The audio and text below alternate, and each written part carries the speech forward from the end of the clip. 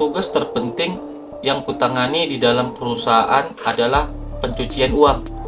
Aku harusnya menangani hal itu setiap saat. Namun, aku sedikit mengundurnya kali ini. Jadi sekarang, harusnya dia memiliki setidaknya 2 miliar won di dalam berangkasnya. Jelas sekretaris. Mendengar penjelasan itu, mata Kim terbuka lebar. Ekspresinya kaget dan bingung bercampur aduk. Aku pernah mengatakan padamu kalau aku terjebak di perusahaan ini karena utang, kan? Awalnya, aku berencana untuk kuliah di luar negeri dan kemudian mencari pekerjaan di perusahaan asing. Ucap kembali sekretaris. Ah, benarkah? Tanya Kim. Kenapa dia tiba-tiba membicarakan ini? Pikir Kim dalam benaknya. Tapi, aku menjadi ketagihan pada judi ilegal setelah memainkannya sebentar untuk senang-senang. Hingga akhirnya aku berhutang uang yang sangat banyak pada tempat judi itu. Dan parahnya, pemilik sebenarnya tempat judi itu ternyata adalah ketua Choi Jeong. Choi Jeong punya sebuah tempat judi ilegal, gumam Kim tak menyangka. Organisasi miliknya yang aku anggap sebagai perusahaan merambahkan tangannya pada semua hal yang ilegal dan menguntungkan. Judi ilegal, peredaran narkoba ilegal, pinjaman ilegal. Awalnya, organisasi ini tidak seburuk ini. Namun setelah Choi Jeong menjadi ketua, dia mengembangkan perusahaan dengan suatu cara yang dia sebut sebagai diversifikasi bisnis. Hah? Ucap Kim bingung. Dia membuatku menjadi sekretarisnya. Dan sebagai gantinya, dia tidak akan membungakan utangku. Aku tidak punya pilihan lain. Surat-surat utang tersebut sama seperti sebuah rantai budak yang ada di leherku. Tapi, kenapa kau tiba-tiba membicarakan ini? Yang aku harapkan adalah agar kau dapat menyerang kantornya, kemudian membawa keluar uangmu dan surat utangku. Surat utang? Gumam Kim. Jadi kau juga punya tujuan lain? Baguslah, setidaknya tujuanmu melakukan ini jelas, ucap Kim. Aku akan menginformasikan detail dari rencanaku besok saat jam kerjamu. Aku rasa akan lebih aman seperti itu. Scene pun berganti keesokan harinya.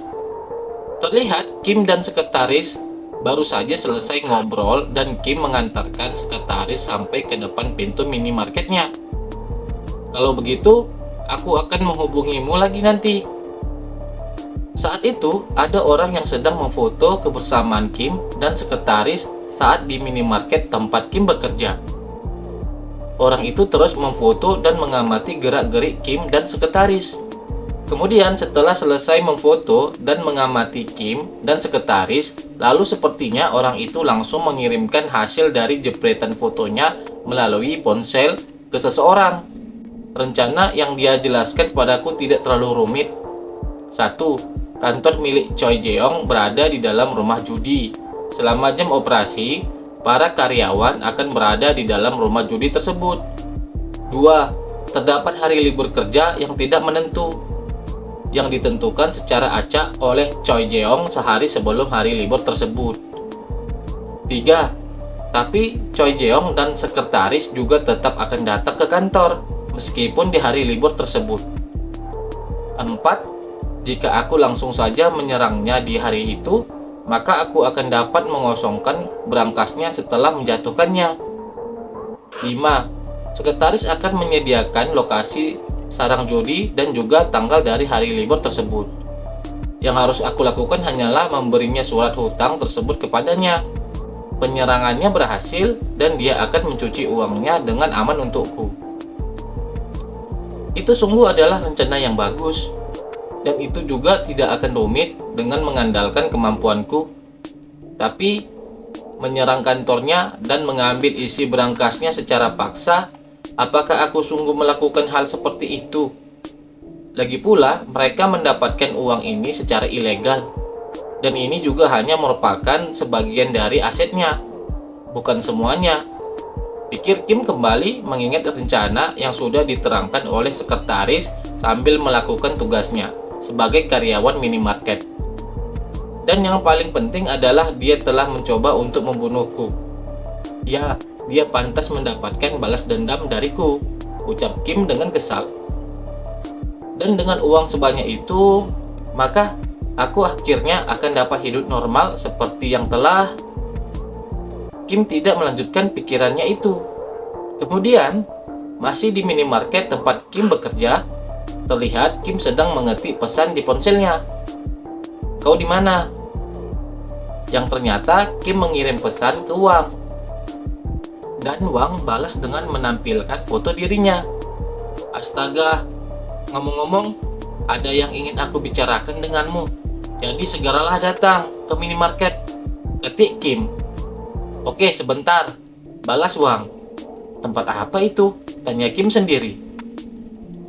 "Benar, ini ambil ini." Seketika Kim kaget melihat sebuah es di depannya. "Apa?" teriak Kim ketika melihat Wang sudah ada di minimarket itu. "Aduh, apa ini?" tanya Kim. "Makanan penutup orang Hawaii. Bahkan Obama juga membelinya dari sana." "Jadi, apa yang ingin kau bicarakan denganku?" ucap Wang sembari bertanya. Lalu, singkat cerita, Kim telah menjelaskan detail rencananya ke Wang. "Jadi maksudmu, kau akan mencuri uang seseorang dengan kemampuanmu itu? Itu hal yang buruk," ucap Wang dengan sedikit kaget setelah mendengar rencana Kim. "Oi, apa kau bahkan mendengarku? Choi Jeong mencoba untuk membunuhku.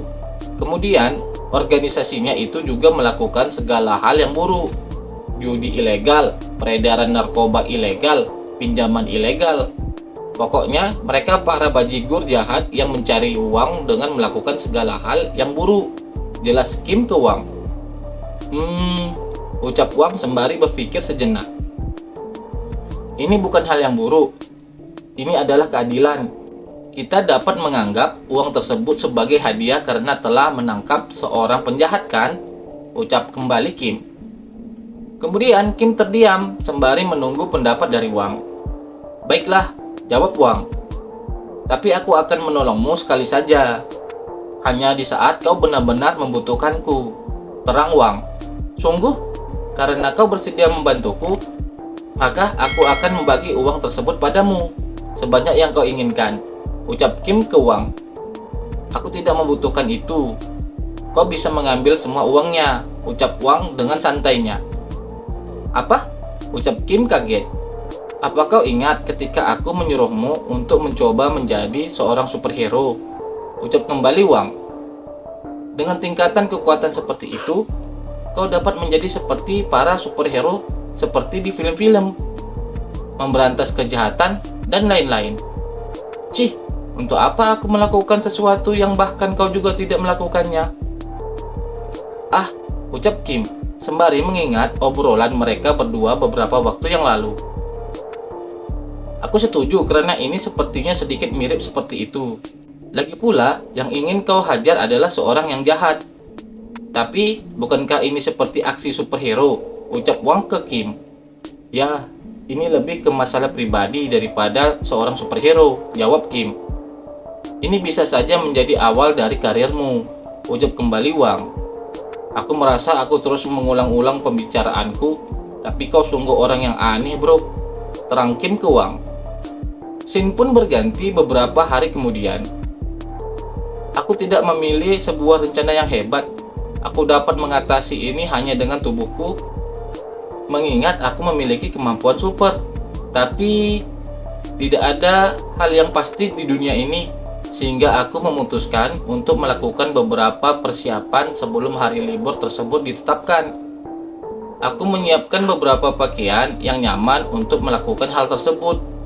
Dan sial," ucap sendiri Kim, sangat terkesima melihat banyak uang dari foto yang ada di ponselnya.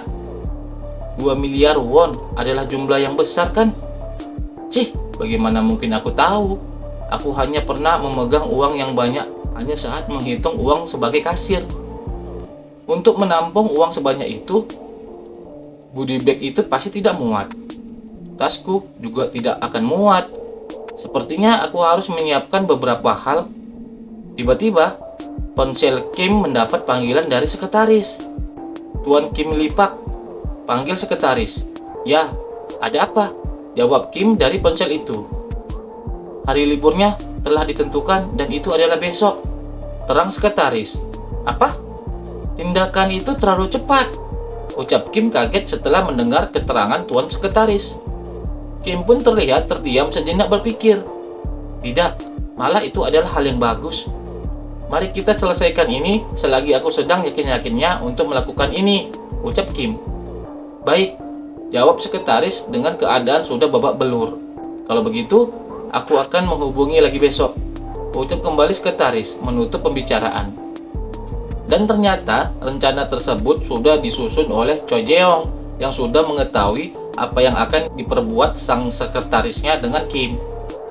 Aku selalu mengira kau pasti akan mencoba melakukan sesuatu, ucap Choi ke sekretaris.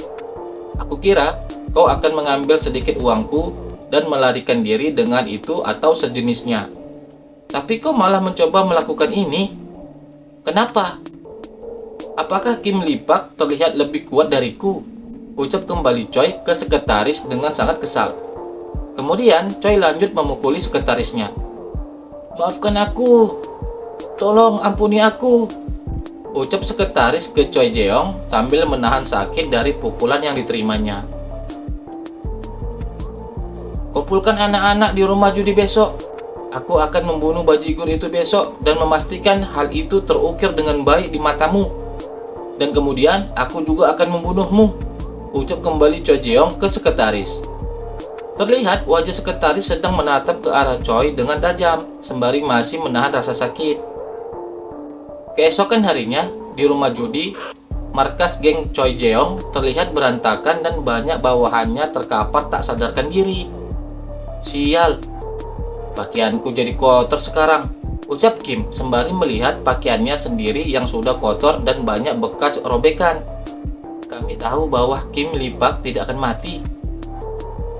Hei, kau bilang tidak akan ada seorang pun di sini. Tapi apa-apaan ini? Ucap Kim ke arah Choi Jeong dan sekretarisnya yang berada di lantai atas. Melihat Kim masih baik-baik saja, Choi Jeong sangat kaget tak menyangka. Ini tidak mungkin. Bagaimana dia bisa menjadi sekuat ini? Pikir Choi, sembari terlihat Kim ingin menghampiri dirinya. Aku yakin dia sangat lemah waktu itu, pikir kembali Choi yang mengingat kejadian yang lalu. Ada yang ingin aku tanyakan padamu. Kenapa kau mencoba untuk membunuhku? Tidak, aku akan mengganti pertanyaanku. Apa ada sesuatu dariku yang sangat meresahkanmu? Tanya Kim ke Choi yang sudah saling berhadap-hadapan. Choi mengingat kejadian sewaktu masih sekolah dulu. Dan mengingat ketika pukulannya dapat ditahan Kim dengan mudah saat di minimarket. Serangga sialan, ucap Choi sembari mengepalkan tangannya dengan kuat. Beraninya kau berdiri di sini dengan arogan seolah kau adalah menjadi karakter utama di dunia ini, ucap kembali Choi dengan kesal sembari menyerang Kim dengan tinjunya. Namun, serangan itu dapat dihindari dengan mudah oleh Kim. Kecepatanku, gumam Choi. Lalu, Choi memutar posisi kakinya, kemudian menyerang Kim dengan tendangan. Kim hanya diam melihat tendangan itu yang diterimanya. Lalu Kim melihat Choi dengan tatapan mata yang tajam. Kekuatanku, semuanya tidak bekerja di hadapannya, gumam kembali Choi sembari melihat Kim mengarahkan pukulannya. Tanpa bisa menghindar, Choi menerima dengan telak pukulan dari Kim. Kemudian Kim menarik kerah baju Choi, lalu melemparkan tubuh Choi dengan mudah ke arah pintu di depannya. Pintu itu pun jebol terkena hantaman tubuh Choi yang terlempar disebabkan Kim. Suara erangan Choi yang menahan sakit. Biarkan aku bertanya satu hal lagi padamu, ucap Kim sembari menghampiri kembali Choi yang sedang terkapar. Apa aku masih terlihat lelucon untukmu? Tanya kembali Kim ke Choi dengan tatapan mata menantang.